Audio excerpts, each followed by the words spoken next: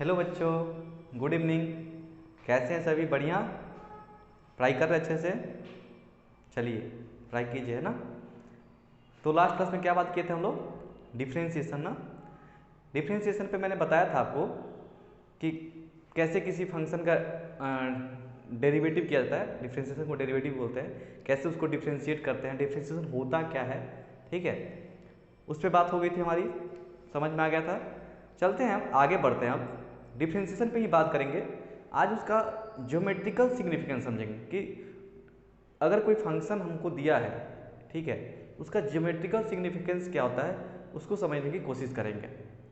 और कुछ हद तक मैंने आपको डिफरेंट डिफरेंट फंक्शन का क्या होता है डिफ्रेंशिएशन आपको मैंने लिखा रखा था और आपको बोला था याद करने के लिए। याद कर लीजिएगा, वो ज़रूरी चीज़ है, बहुत आगे तक काम देगा।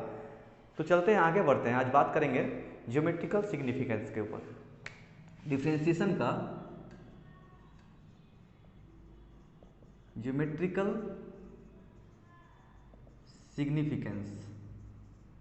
ठीक है, क्या होता है ज्योमेट्रिकल सिग्निफिकेंस डिफ्रेंशिएशन का? आप लोग पढ़े थे लास्ट क्लास में कि अगर कोई फंक्शन, ठीक है, डेल्टा, अगर कोई function y is equal to f x दिया है, जिसमें हम लोग बोलते हैं x इंडिपेंडेंट वेरिएबल और y डिपेंडेंट वेरिएबल होता था। मतलब ये फंक्शन हमको किसी x square plus 2x plus 1 के टर्म में सपोज दिया हुआ होता था, ठीक है।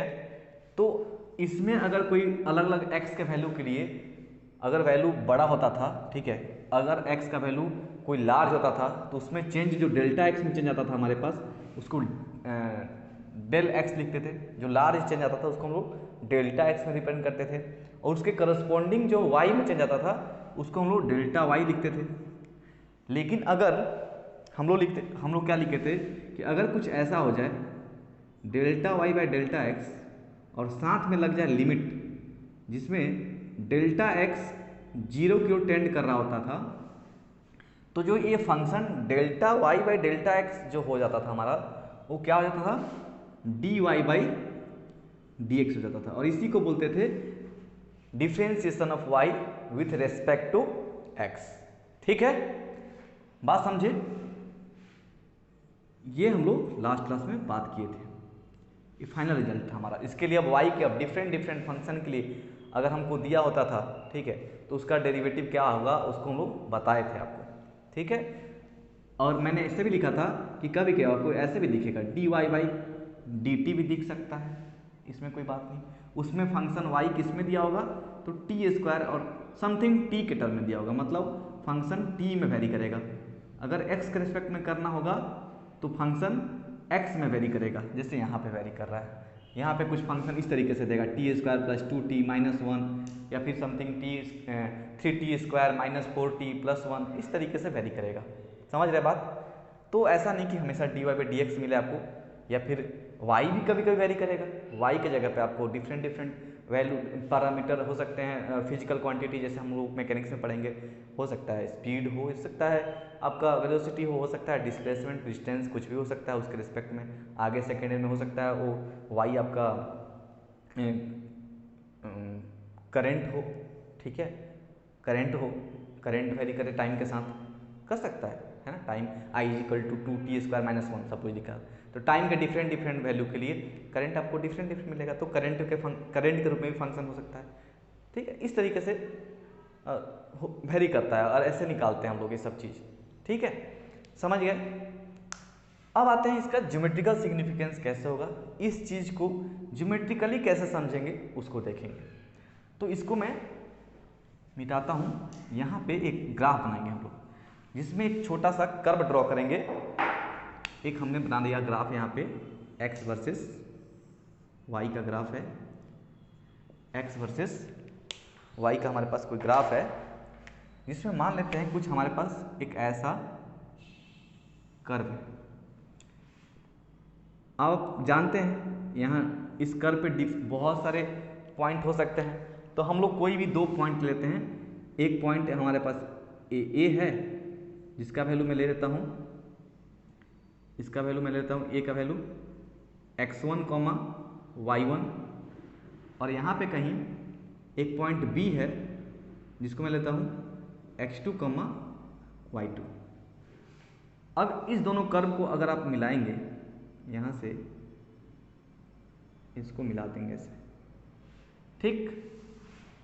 उसके बाद मैं पूछूं, अगर यहाँ से इस x एक्सिस को आप पैरेलली यहाँ ड्रॉ कर लीजिए और इस पे एक परपेंडिकुलर गिराइए, तो आपको ए बी और एक पॉइंट यहाँ सी ले लेते हैं जहाँ पे परपेंडिकुलर गिरा है, ठीक है। ये एक्स एक्सिस से पैरेलल है, ठीक है, ये लाइन पैरेलल है एक्स एक्सिस से, ये दोनों के बीच में डिस्टेंस सेम है, ठीक है, ये दोनों लाइन सेम डिस्टेंस पे, तो पैरेलल लाइन होता है, आप समझ पा रहे हैं, इसको इतना बताने की जरूरत नहीं आप लोगों को, ठीक है। ये हमारे साथ क्या है, ये हम लोग को क्या है, ये लाइन इसके साथ पैरेलल है, ठीक है। और आपको मैंने बता रखा था बहुत पहले से कि कोई भी मेजरमेंट हम लोग एंगल का जब करते हैं मैथमेटिक्स में, तो जनरली एक्स एक्सिस से किया जाता है, वाई से भी होता है, जेड से भी होता है, मैं मना नहीं कर रहा हूँ, but most of the time आपको एक्स से करने को मिलता है, ठीक है। और उसमें भी एंटी क्लॉकवाइज हम लोग मूव करते हैं हमेशा, एंटी क्लॉकवाइज को प्लस लेते हैं, क्लॉकवाइज को माइनस लेते हैं। ये भी कोई, मैं नहीं बोल सकता कि 100% यही सही है, हो सकता है कोई बच्चा बोले कि सर मैं एंटी क्लॉकवाइज को अगर नेगेटिव लूँ और क्लॉकवाइज को पॉजिटिव, तो आपको कोई तकलीफ है? कोई तकलीफ नहीं होगी, ठीक है। बट जनरल बेसिस पे हम लोग एंटी क्लॉकवाइज को पॉजिटिव, क्लॉकवाइज को नेगेटिव लेते हैं और एक्स एक्सिस से एंगल का मेजरमेंट करते हैं। बस यही बात करना चाहते हैं। करने की हम लोग कहीं से भी कर सकते हैं, वो अलग बात हो गई, ठीक है। फिलहाल आते हैं, आगे बढ़ते हैं। तो हमारे पास एक कर्व था, कर्व का इक्वेशन कुछ भी हो सकता है। फिलहाल मैंने कोई भी एक जनरल कर्व लिया है, ठीक है।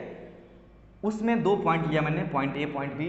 ए पॉइंट को x1, y1, x2, y2, B point को मैंने रिप्रेजेंट किया, उसके मिलाया दोनों लाइन को और एक परपेंडिकुलर आया एक्स एक्सिस पैरेलल खींच करके, उसको सी पॉइंट मैंने नाम दिया।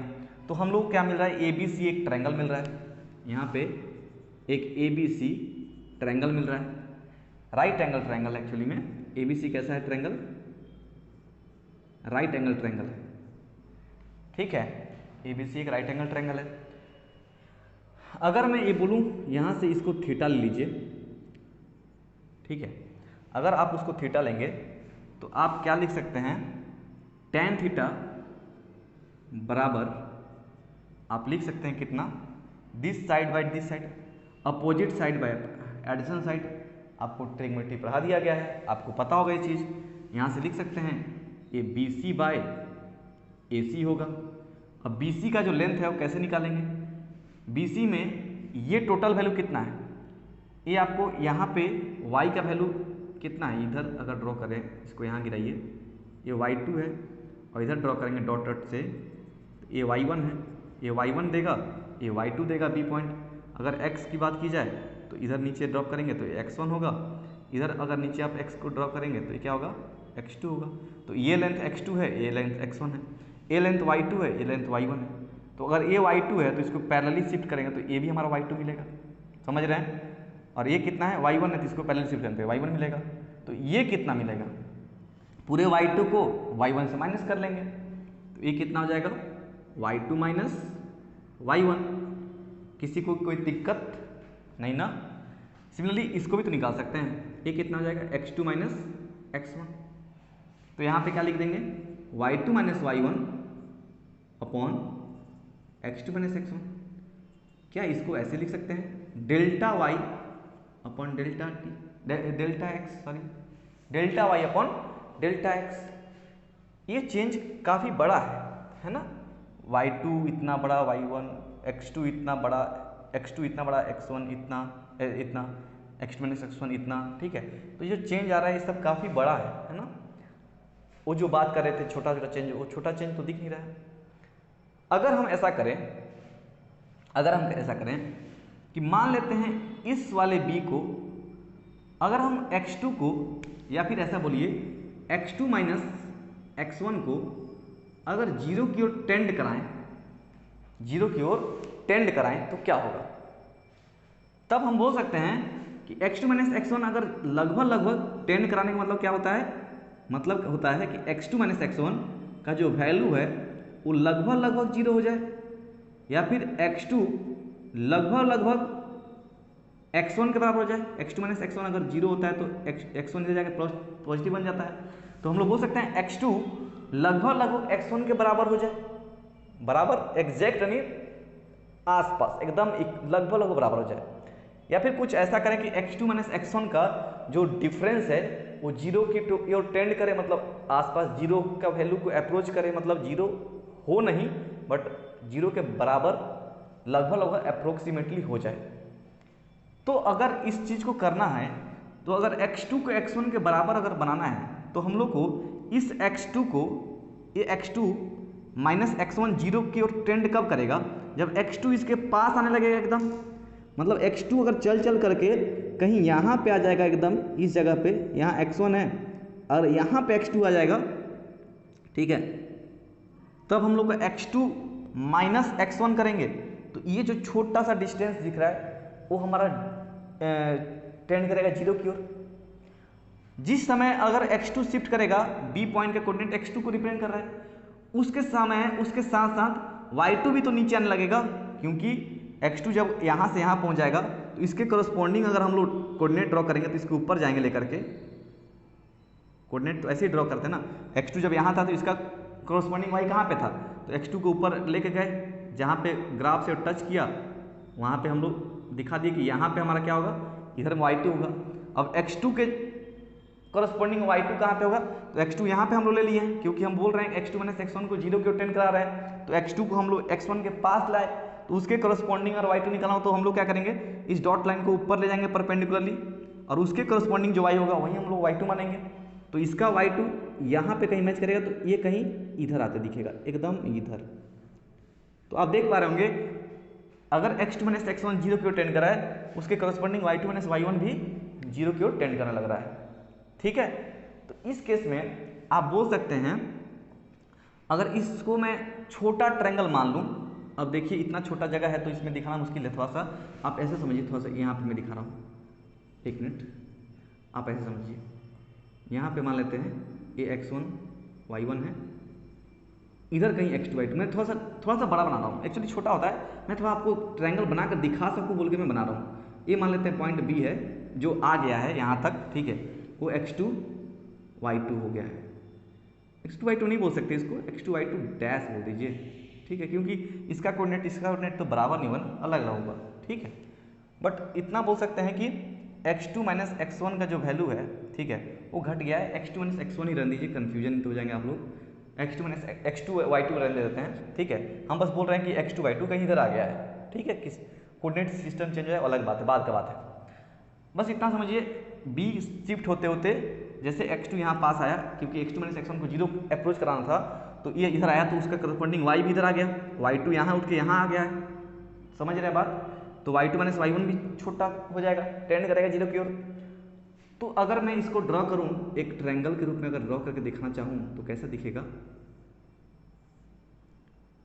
ये हमारा छोटा सा ट्रायंगल बनेगा, ये थीटा होगा, ठीक है।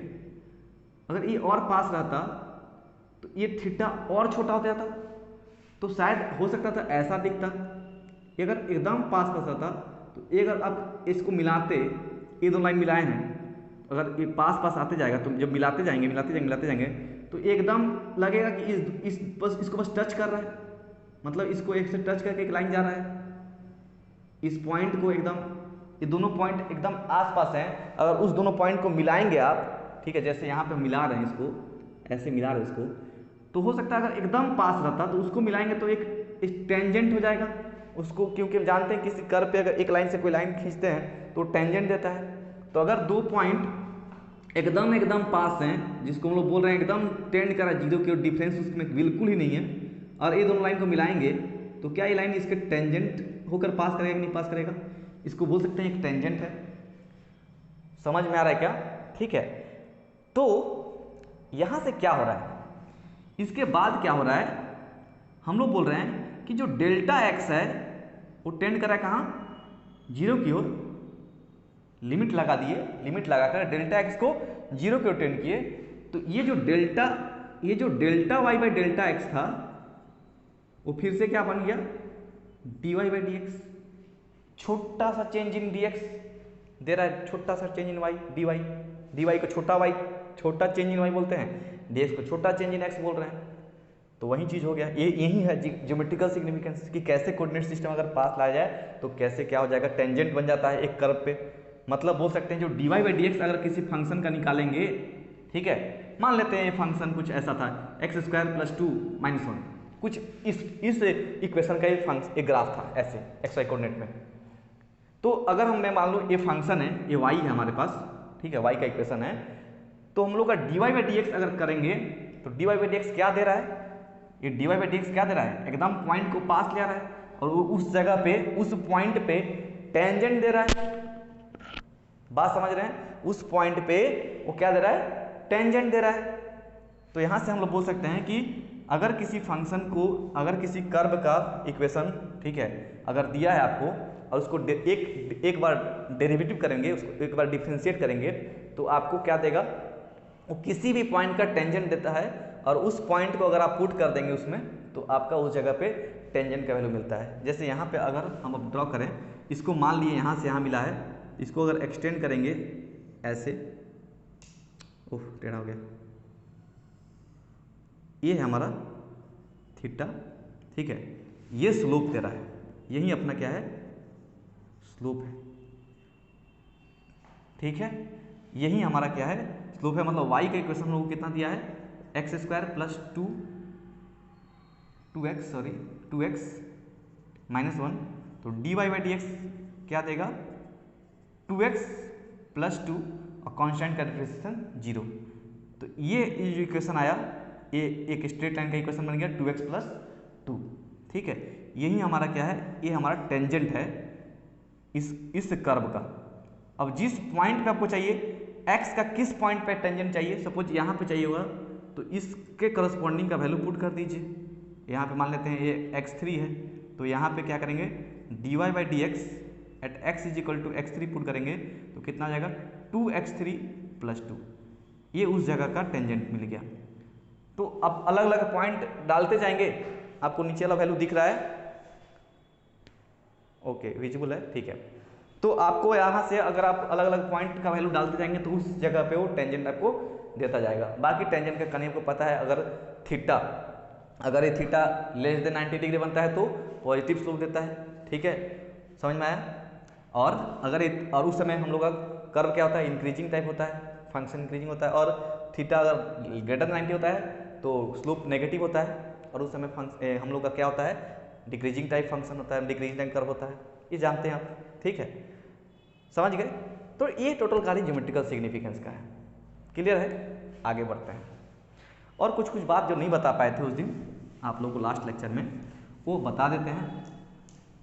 अगर कोई पहला बार वीडियो देख रहा है मेरा, तो इसका जस्ट पिछला वीडियो भी देख लेंगे, तब आपको ज़्यादा अच्छे समझ में आएगा, ठीक है। अगर कोई बच्चा इसको पहले बार देख रहा हो तो इसका पिछला वीडियो ज़रूर देखें, तब आपको इस अच्छे से समझ पाएंगे इस चीज़ को, ठीक है। तो चलते हैं, जो चीज़ जो छूट गया था वहाँ पे उसको बात कर लेते हैं। अच्छा, और एक चीज़ बात कर लेते हैं साथ साथ, पहले यहाँ पे ज्योमेट्रिकल सिग्निफिकेंस बात चल रहा है तो इस पर एक और चीज़ देख लेते हैं। अच्छा, कर्व ऐसा रहता सपोज ऐसा, और एक यहाँ पे टेंजेंट ऐसे ड्रॉ कर दीजिए, इसका स्लोप कितना आएगा, इस टेंजेंट का इस पॉइंट पे अगर स्लोप ऐसा होता, ये टेंजेंट ऐसे बनेगा ना, इस पॉइंट पे ही बनेगा ऐसे, ठीक है। इस समय स्लोप कितना देगा, अगर हम लोग का एक्स एक्सिस से पैरेलल हो जाए तो स्लोप कितना, 0 होता है, समझ आना। ये कुछ नया बात नहीं बताएं, तो आप जानते हैं कि अगर कोई लाइन एक्स एक्सिस से पैरेलल हो जाए तो एक्स के साथ कितना एंगल बनाएगा, 0 डिग्री, तो टेन थीटा कितना आ जाएगा, 0, तो स्लोप कितना हो जाएगा, 0 स्लोप, ठीक है, जानते हैं। बाकी यहाँ से अगर इस पॉइंट पे अगर बनाएंगे आप, तो आपका टेंजेंट कैसे बनेगा, इस तरीके से बनेगा,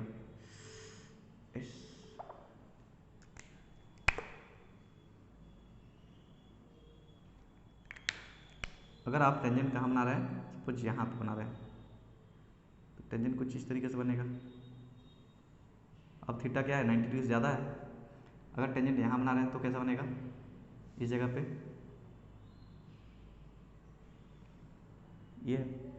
ये थीटा देखिए, ये लेस देन 90 डिग्री है, यहाँ फंक्शन इंक्रीज कर रहा है, यहाँ फंक्शन डिक्रीज कर रहा है, ठीक है। ऐसे पकड़ते हैं हम लोग स्लोप को, ओके, क्लियर है। आगे बढ़ा जाए। हाँ, कुछ चीज़ें छूट गई थी, वो हम डिस्कस कर लेते हैं, ये भी हम लोग को डिफ्रेंशिएशन में यूज पड़ता है, इसको मिटाते हैं पहले। चलिए, बात करते हैं, अगर हम लोग को अगर कुछ फंक्शन ऐसे दिया हो y is equal to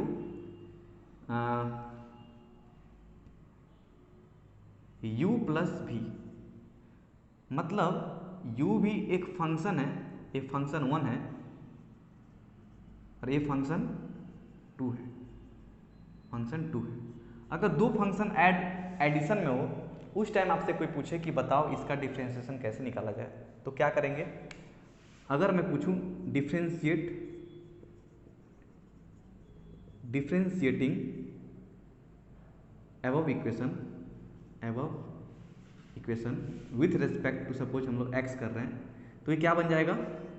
dy by d x equal to हो जाएगा du by d x plus dv by d x. मतलब अगर दो फंक्शन अलग अलग एडिशन में हो तो आप u को अलग v को अलग डिफ्रेंशिएट करके आप उसको दोनों को लास्ट में जोड़ देंगे, तो आपको टोटल उस फंक्शन का वैल्यू डिफ्रेंशिएशन कितना होगा निकल जाएगा। जैसे एग्जांपल के लिए मान लेते हैं कोई फंक्शन दिया है y is equal to sine x plus x square, तो हमारे पास एक फंक्शन ये है, एक फंक्शन ये है, एक ट्रिग्नोमेट्रिक फंक्शन है, ज्योमेट्रिकल अलजेब्रिक फंक्शन, ठीक है। अगर कोई पूछे कि बताइए इसका डिफरेंशिएशन कितना होगा, d y by d x बताइए कितना आएगा, तो कैसे निकालेंगे? बस इसको अलग अलग आप चाहें तो ऐसे डायरेक्ट भी कर सकते हैं, कोई दिक्कत नहीं है।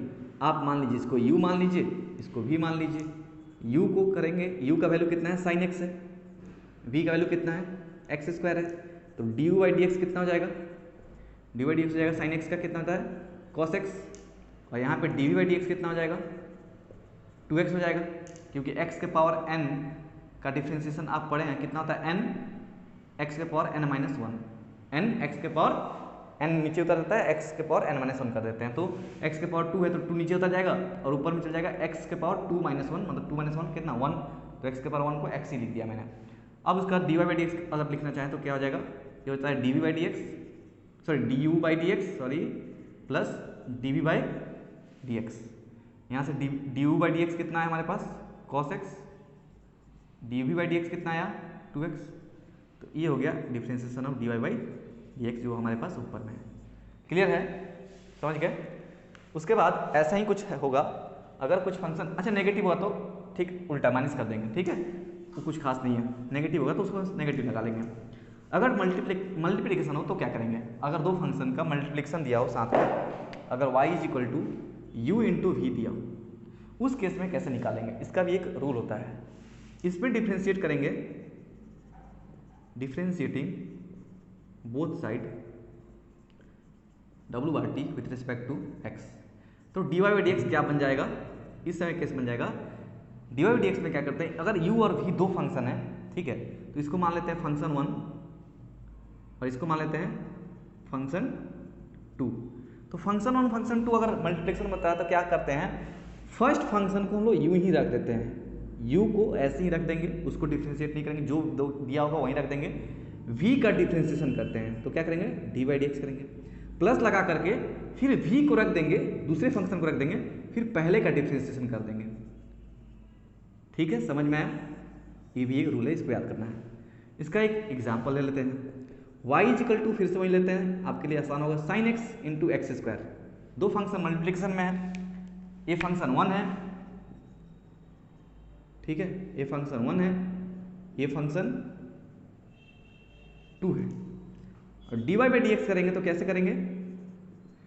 फर्स्ट को हम लोग यूं ही रख देंगे, साइन एक्स को साइन एक्स ही रख देंगे, फिर मल्टीप्लाई में इसका differentiation D by d x of x square. आप चाहे तो डायरेक्ट भी कर सकते हैं, अगर आप नए हैं तो इसको स्टेप बाई स्टेप कीजिए। फिर क्या करते हैं? v को रख लेते हैं, मतलब एक्स स्क्वायर को सेकेंड फंक्शन को रख देंगे, फिर फर्स्ट वाले को डिफ्रेंशिएट कर देंगे, तो d by d x of sine x लगा लेंगे। इसका क्या हो जाएगा value? D y by d x कितना आ जाएगा जी? साइन एक्स का साइन एक्स रह जाएगा, d x square by d x का डिफ्रेंशिएशन क्या होता है? तो होता है 2x प्लस एक्स स्क्वायर को ऐसे ही रखेंगे, साइन एक्स का कितना होता है? Cos x. ये हो गया इसका डिफ्रेंशिएशन। आपको ऐसा और भी फंक्शन दिया हो तो कर लेंगे आप। समझ में आ गया? नेक्स्ट, अगर फंक्शन हम लोग का किस में हो? डिवीजन में हो, u बाई वी के फॉर्म में हो, तो कैसे करेंगे? उसमें क्या करते हैं, देखिए उसका भी एक रूल होता है, उसको याद रख लीजिएगा। अगर u बाई वी में फंक्शन हो तो क्या करेंगे, y equal to suppose u by v दिया हो, इसका dy बाई डी एक्स पूछ दे कितना होगा, तो कैसे करेंगे? इसका होता है dy by d x equal to होता है, ऐसे लंबा सा लाइन खींचिएगा, नीचे जो फंक्शन है इसको function 1 first function second function, नीचे वाला जो फंक्शन है उसका क्या करते हैं, सिंपली बस चुपचाप स्क्वायर कर लेते हैं, फिर इसको यूं ही रख देंगे, फिर इसमें कुछ नहीं करेंगे। ऊपर में जब जाएंगे तो v जो नीचे में है उसका स्क्वायर करके नीचे रख देंगे, फिर ऊपर जाएंगे तो v को रख देंगे और मल्टीप्लाई में du बाई डी एक्स लिखेंगे, ऊपर वाले फंक्शन को डिफ्रेंशिएट करेंगे पहली बार, फिर यहाँ लगाएंगे माइनस साइन, रूल है याद रख लेना है, ठीक है। फिर u को रख लेंगे, फिर क्या करेंगे, dv बाई डी एक्स कर लेंगे। क्लियर है?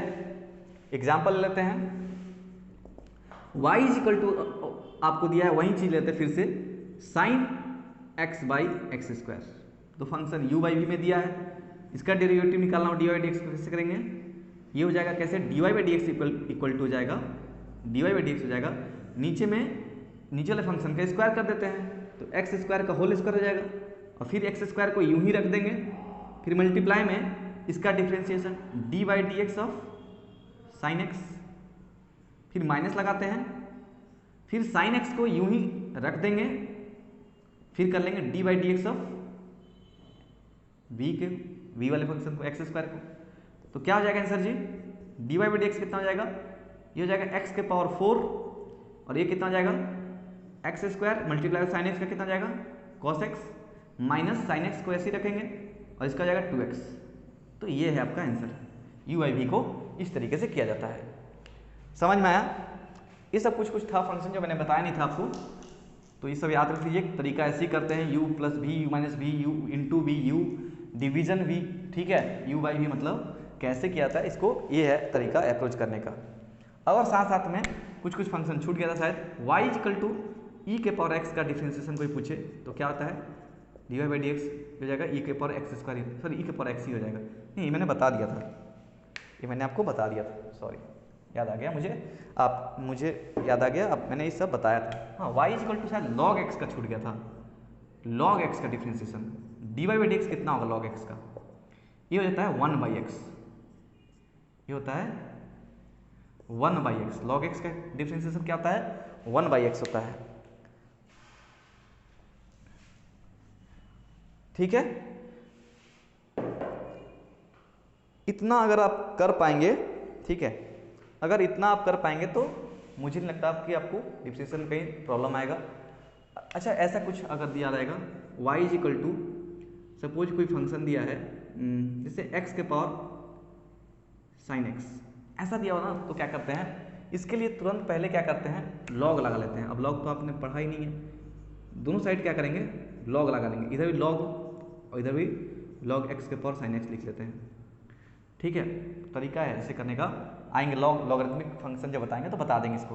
अब लॉग क्या कहता है कि लॉग बेस में अगर ई है ना, और इसके पावर x के पावर समथिंग हो n हो, तो क्या करता है n नीचे उतर जाएगा और ये बन जाएगा लॉग बेस ई x, ये तरीका होता है, और लॉग का यही है, ये आपको याद रखना है। तो दोनों साइड अपने लॉग लगा लिया, तो लॉग वाई रहने दीजिए, लॉग वाई रहेगा।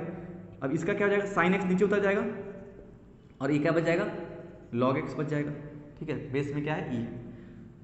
अब इसको डिफ्रेंशिएट करेंगे तो कैसे करेंगे, दोनों साइड डिफ्रेंशिएट कर दीजिए, differentiating both side with respect to x, तो ये क्या आ जाएगा d by d x of log y, और ये क्या आ जाएगा d by d x of function क्या है साइन x, वहीं u इंटू वी है ना, तो उसी तरीके को यहाँ पे यूज करना है, इस वाले को इसे सॉल्व करेंगे। इसको कैसे करेंगे, log y है, ठीक है, डिवाइड बाई log x है, तो हम लोग जानते हैं log, अच्छा y equal to log x का आपको पता है, ये होता है d y by d x कितना 1 बाई एक्स। लेकिन कुछ ऐसा हो, अगर आपको फंक्शन ही अगर ऐसा दिया हो, मैंने मान लीजिए कोई z equal to sorry function ही ऐसा हो log y का डिफ्रेंशिएशन करना हो, और यहाँ पूछ भी रहा हो आपको d y by d x बताने के लिए, ठीक है, तो आपको क्या करना होता है, पहले आप क्या करते हैं समझ लीजिए इसको, ऐसा कुछ अगर मिले आपको फ्यूचर में कभी, तो आप क्या करेंगे, इसका डी बाई डी एक्स जैसे करना होता है लॉग का, वैसे कर लेंगे। लॉग एक्स का कितना होता है, 1/x होता है, तो यहाँ लिख लेंगे 1/y, 1/y।